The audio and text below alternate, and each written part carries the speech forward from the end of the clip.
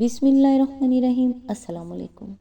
قرآن کا علم نور ہے، روشنی و ہدایت ہے، ایسی روشنی جو انسان کو اس کے اخلاق کے، ذات کے، دل کے داغ دھبے دکھاتی ہے، اور جب یہ نظر آ جائے تو انہیں خود سے دور کرنے کی کوشش کریں۔ ہمارے مرض کی تشخیص قرآن کرتا ہے، پر علاج کی کوشش ہمیں خود کرنی چاہیے۔ کیا کبھی یہ سوچ کر قرآن پڑھا کہ قرآن میں اللہ تعالیٰ نے کیا فرمایا ہے؟ کبھی غور کیا کس لیے پڑھتے ہیں قرآن؟ کسی صورت کو کاروبار کی ترقی کے لیے، تو کسی کو امتحان میں کامیابی کے لیے، کبھی پیسوں کے حصول کے لیے، تو کبھی جن و بھوت بھگانے کے لیے۔ قرآن پاک میں اس کائنات کے لیے تسخیری فارمولے ہیں۔ کبھی اس لیے بھی اسے پڑھیں کہ اللہ کو جان سکیں، اس کے احکامات پر غور و فکر کر سکیں، خود کو پہچان سکیں، اس کے مطابق خود کو ڈھال سکیں اور اپنی آخرت کو سنوار سکیں۔ کبھی اس لیے بھی پڑھیں، قرآن کی تفسیر بھی تو پڑھیں، پڑھ کر تو دیکھیں۔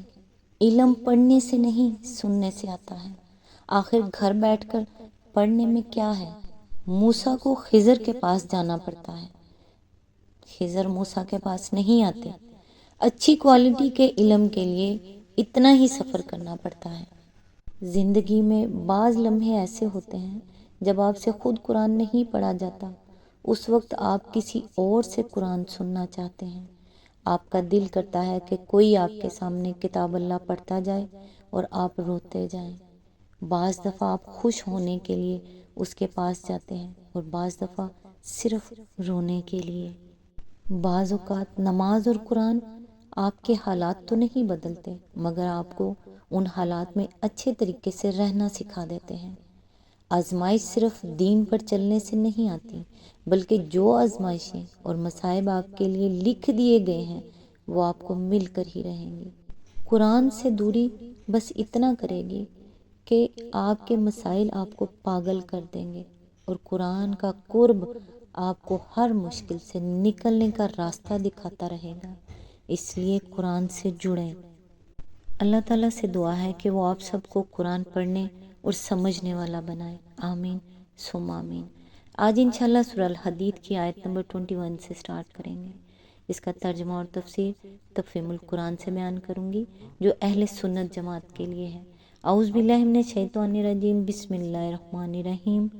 دوڑو اور ایک دوسرے سے آگے بڑھنے کی کوشش کرو، اپنے رب کی مغفرت اور اس جنت کی طرف جس کی وسعت آسمان و زمین جیسی ہے، جو مہیا کی گئی ہے ان لوگوں کے لیے جو اللہ اور اس کے رسولوں پر ایمان لائے ہوں۔ یہ اللہ کا فضل ہے، جسے چاہتا ہے عطا فرماتا ہے، اور اللہ بڑے فضل والا ہے۔ اس کی تفسیر ہے، اصل میں لفظ سابقو استعمال ہوا ہے، جس کا مفہوم محض دوڑو کے لفظ سے ادا نہیں ہوتا۔ مسابقت کے معنی مقابلے میں ایک دوسرے سے آگے نکلنے کی کوشش کرنے کے ہیں۔ مطلب یہ ہے کہ تم دنیا کی دولت اور لذتیں اور فائدے سمیٹنے میں ایک دوسرے سے بڑھ جانے کی جو کوشش کر رہے ہو، اسے چھوڑ کر اس چیز کو ہدف مقصود بناؤ اور اس کی طرف دوڑنے میں بازی جیت لے جانے کی کوشش کرو۔ اسی آیت کے ضمن میں آگے فرمایا، اصل الفاظ ہیں ارضھا کا ارض السماء والارض۔ بعض مفسرین نے عرض کو چوڑائی کے معنی میں لیا ہے، لیکن دراصل یہاں یہ لفظ وسعت و پہنائی کے معنی میں استعمال ہوا ہے۔ عربی زبان میں لفظ عرض صرف چوڑائی ہی کے لیے نہیں بولا جاتا، جو طول کا مدہ مقابل ہے، بلکہ اسے مجرد وسعت کے لیے بھی استعمال کیا جاتا ہے، جیسا کہ ایک دوسری جگہ قرآن میں ارشاد ہوا ہے، فَذُو دُعَاءٍ عَرِیضٍ، یعنی انسان پھر لمبی چوڑی دعائیں کرنے لگتا ہے۔ سورہ حامیم السجدہ آیت نمبر 51۔ اس کے ساتھ یہ بات بھی سمجھ لینی چاہیے کہ اس ارشاد سے مقصود جنت کا رقبہ بتانا نہیں ہے، بلکہ اس کی وسعت کا تصور دلانا ہے۔ یہاں اس کی وسعت آسمان و زمین جیسی بتائی گئی ہے، اور سورہ آل عمران میں فرمایا گیا ہے کہ دوڑو اپنے رب کی مغفرت اور اس جنت کی طرف جس کی وسعت ساری کائنات ہے، جو مہیا کی گئی ہے متقی لوگوں کے لیے۔ آیت نمبر 133۔ ان دونوں آیتوں کو ملا کر پڑھنے سے کچھ ایسا تصور ذہن میں آتا ہے کہ جنت میں ایک انسان کو جو باغ اور محلات ملیں گے وہ تو صرف اس کے قیام کے لیے ہوں گے، مگر در حقیقت پوری کائنات اس کی سیرگاہ ہوگی، وہ کہیں بند نہ ہوگا۔ وہاں اس کا حال اس دنیا کی طرح نہ ہوگا کہ چاند جیسے قریب ترین سیارے تک پہنچنے کے لیے بھی وہ برسوں پاپڑ بیلتا رہا، اور اس ذرا سے سفر کی مشکلات کو رفع کرنے میں اسے بے تحاشا وسائل صرف کرنے پڑے۔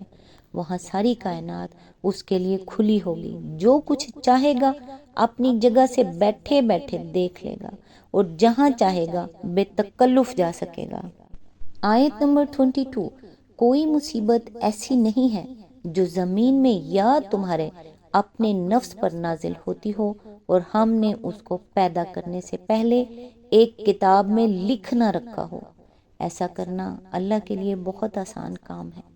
اس کی تفسیر ہے، اس کو کا اشارہ مصیبت کی طرف بھی ہو سکتا ہے، زمین کی طرف بھی، نفس کی طرف بھی، اور فوائے کلام کے لحاظ سے مخلوقات کی طرف بھی۔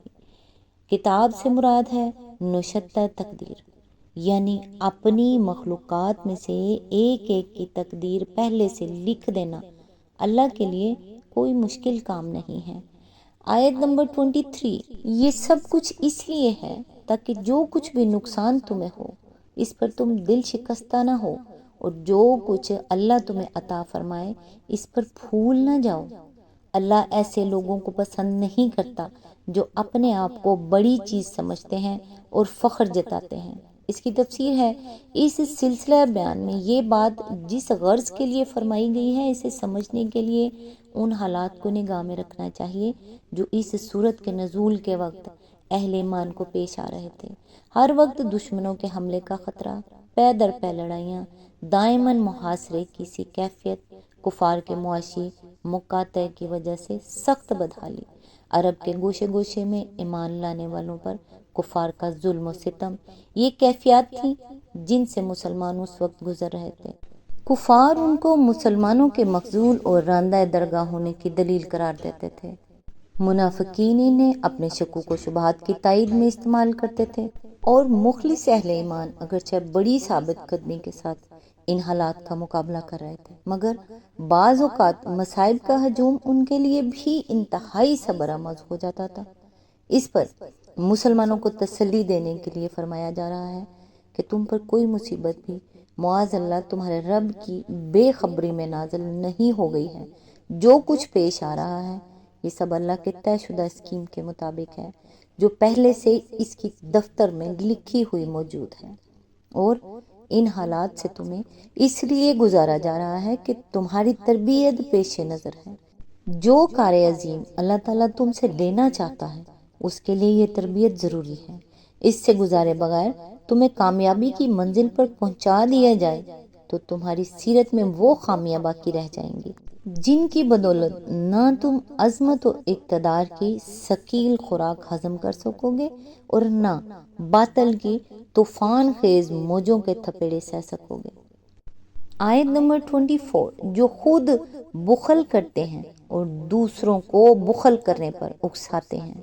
اب اگر کوئی روگردانی کرتا ہے تو اللہ بے نیاز اور ستودہ صفات ہے۔ اس کی تفسیر ہے، یہ اشارہ ہے اس سیرت کی طرف جو خود مسلم معاشرے کے منافقین میں اس وقت سب کو نظر آ رہی تھی۔ ظاہری اقرار ایمان کے لحاظ سے ان میں اور مخلص مسلمانوں میں کوئی فرق نہ تھا، لیکن اخلاص کے فقدان کی وجہ سے وہ اس تربیت میں شامل نہ ہوئے تھے جو مخلصین کو دی جا رہی تھی۔ اس لیے ان کا حال یہ تھا کہ جو ذرا سی خوشحالی اور مشیخت ان کو عرب کے ایک معمولی قصبے میں میسر ہوئی تھی، وہی ان کے چھوٹے سے ظرف کو پھلائے دے رہی تھی۔ اسی پر وہ پھٹے پڑتے تھے، اور دل کی تنگی اس درجے کی تھی کہ جس خدا پر ایمان لانے اور جس رسول کی پیرو ہونے اور جس دین کو ماننے کا دعویٰ کرتے تھے اس کے لیے خود ایک پیسہ تو کیا دیتے، دوسرے دینے والوں کو بھی یہ کہہ کہہ کر روکتے تھے کہ کیوں اپنا پیسہ اس بھاڑ میں جھونک رہے ہو۔ ظاہر بات ہے کہ اگر مصائب کی بھٹی گرم نہ کی جاتی تو اسے کھوٹے مال کو جو اللہ کے کسی کام کا نہ تھا زر خالص سے الگ نہ کیا جا سکتا تھا، اور اس کو الگ کیے بغیر کچے پکے مسلمانوں کی ایک مخلوط بھیڑ کو دنیا کی امامت کا وہ منصب عظیم نہ سونپا جا سکتا تھا جس کی عظیم الشان برکات کا مشاہدہ آخر کار دنیا نے خلافت راشدہ میں کیا۔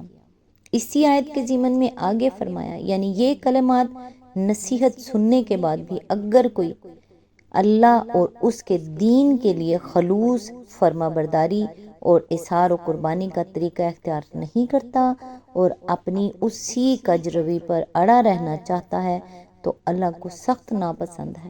تو اللہ کو اس کی کچھ پرواہ نہیں، وہ غنی ہے، اس کی کوئی حاجت ان لوگوں سے اٹکی ہوئی نہیں ہے، اور وہ ستودہ صفات ہے، اس کے ہاں اچھی صفات رکھنے والے لوگ ہی مقبول ہو سکتے ہیں، بد کردار لوگ اس کی نگاہ التفات کے مستحق نہیں ہو سکتے۔ آج تک کے لیے بس اتنا ہی، نیکسٹ انشاءاللہ آیت نمبر 25 سے سٹارٹ کریں گے۔ تب تک کے لیے دعاؤں میں یاد رکھیے گا۔ اللہ حافظ۔